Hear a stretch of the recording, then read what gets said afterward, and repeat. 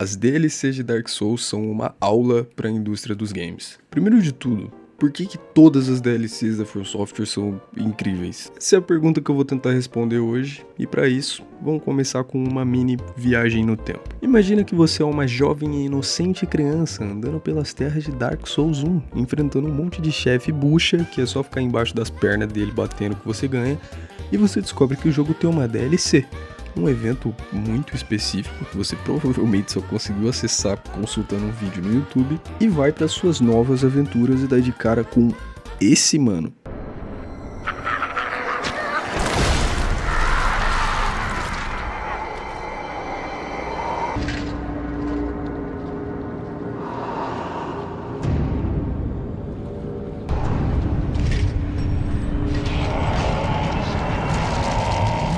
Se a sua reação não for um sincero puta que eu pariu, você precisa rever os seus conceitos de fodice. O Artorias é diferente de tudo que você enfrentou no jogo base. Ele é rápido, tem um moveset muito mais complexo, ele tem combos, uma arena foda, uma cutscene foda, um design foda, dá muito dano, tem muita vida.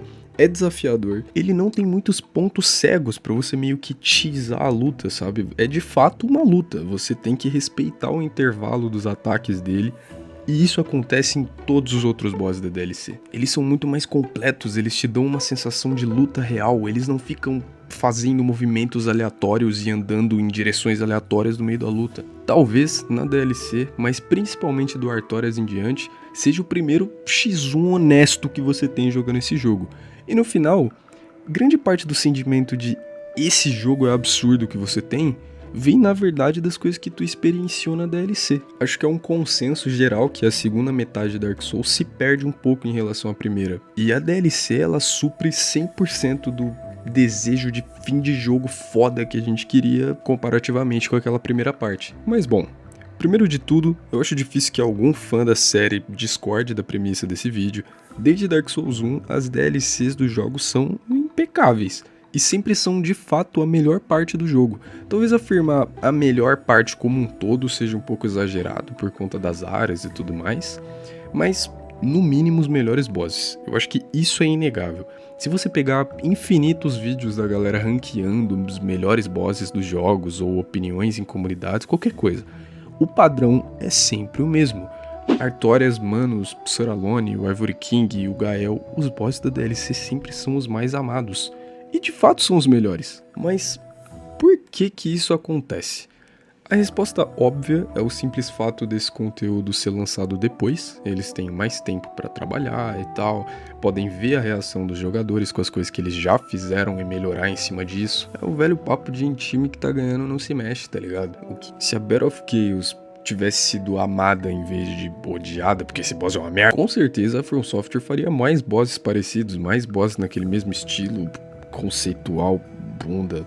Vou parar de xingar esse boss e vamos voltar pro foco. Eu acredito sim que os dois pontos que eu citei têm uma boa parcela de contribuição na qualidade das DLCs e na consistência delas. Elas são consistentemente muito boas, mas definitivamente não é só isso. Caso você não saiba, e eu também não sabia até gravar esse vídeo, as DLCs do jogo foram lançadas relativamente cedo, em todos os jogos. O Dark Souls 1, que não é o primeiro jogo, mas é o primeiro jogo que explodiu e foi muito bem, foi lançado no mundo todo em outubro de 2011, e a sua DLC foi lançada em 24 de agosto de 2012. Na verdade, eu achei alguns lugares dizendo que ela saiu em 26 de outubro, mas eu tô usando a data da Steam, que é o mais confiável que eu tenho. Ok, um tempo razoável, levando em conta que a história e os conceitos do jogo já tinham sido criados. Por exemplo, eu acredito que toda a lore dentro do universo do Artorias, do Manus e tudo isso já tenha sido roteirizado antes, já fazia parte do escopo de universo que eles tinham.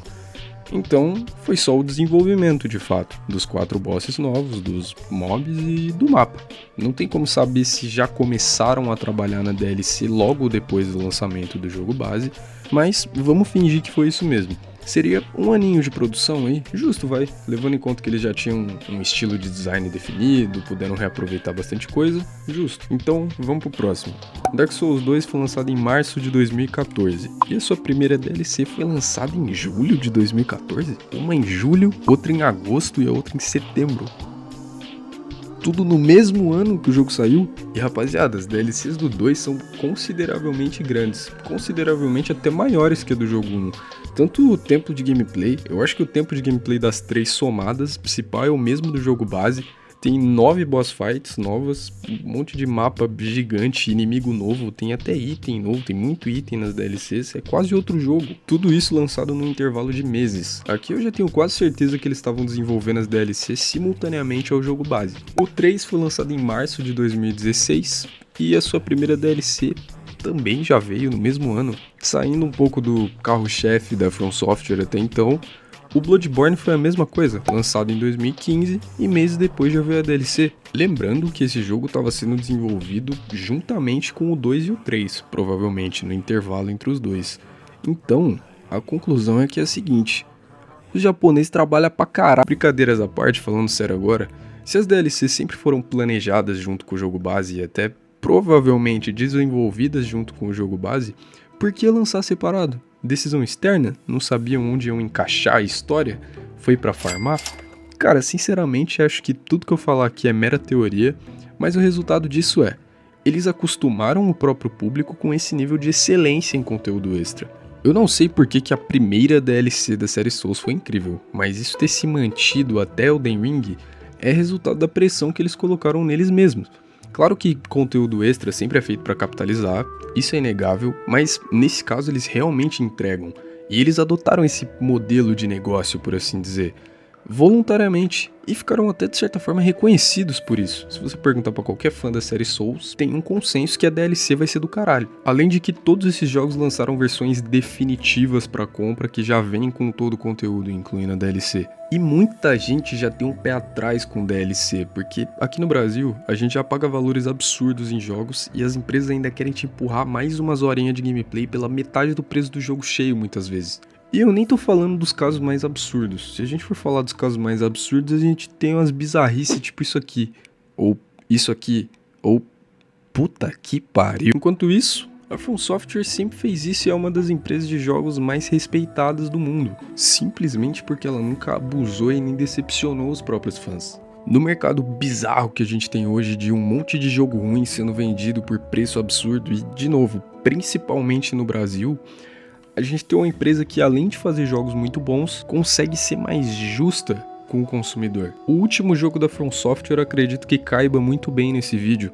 É um jogo que, se fosse lançado por qualquer outra empresa, seria um jogo de assinatura. Eu tenho certeza disso. Mas não, eles lançaram como um jogo cheio. Eles sabem que a maioria da galera já vai ter que assinar a porra da PSN Plus pra conseguir jogar online, que é ridículo. Então eles lançaram um jogo normal. E eu tenho certeza que, se tiver conteúdo extra dessa parada no futuro, vai valer a pena. Igual sempre valeu. Uma empresa que, se você for ver, não tem tantos jogos assim ser tão relevante hoje em dia, com um tipo de jogo tão nichado, tão único e tão específico que eles nunca largaram mão, pra mim quer dizer mais sobre a indústria de jogos como um todo do que sobre eles mesmos. Eu realmente acho que a gente tá vivendo um momento meio crítico na indústria de videogame, em muitos aspectos, e talvez esses caras sirvam de exemplo pra alguma melhora. Mas e aí, você concorda com todo o ponto desse vídeo? Se alguma vez já se arrependeu de ter comprado algum jogo, DLC ou teve qualquer experiência ruim nesse sentido? Bom, eu já tive. E fato que, se a gente não reclamar e parar de consumir esse tipo de coisa, a parada não vai acabar.